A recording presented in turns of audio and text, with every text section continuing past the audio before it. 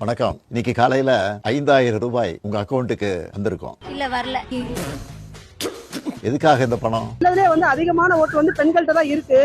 அது ஒரு சிம்பத்தியை கிரியேட் பண்றதுக்காக 5000 ரூபாய் போடுறாரே தவிர பெண்கள் நலனுக்காக போடுறதே கிடையாது. இந்த தொகையை வச்சு அன்றாட வீட்டு செலவுகள், மருத்துவ செலவுகள், கல்வி செலவுகள் என நிறைவு செய்ய இந்த திட்டம் வழிவகுத்துச்சு. நான் என்ன சொல்றேன்னா, அந்த 2000 தேவையில்லை, 1000 தேவையில்லை, 5000 தேவையில்லை.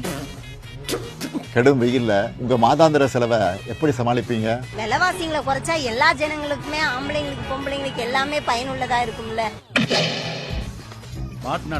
உங்க குடும்பத்துல நோய்வாய்ப்பட்டவங்களுக்கு மாத்திரை வாங்கி கொடுக்க முடியுமா? இந்த மதுக்கடையை மூடனா இன்னுமே நிறைய குடும்பம் வாழும். அது மாதிரி நல்லது செய்யலாம். உண்மையாலுமே இந்த 1000 ரூபாய் நமக்கு ரொம்ப பெரிய விஷயம்லாம் கிடையாது. குழந்தைகள் தேர்வு எழுதுற காலத்துல அவங்களுக்கு உணவு கொடுப்பதிலிருந்து தேவையான கல்வி செலவுகளை செய்ய முடியுமா?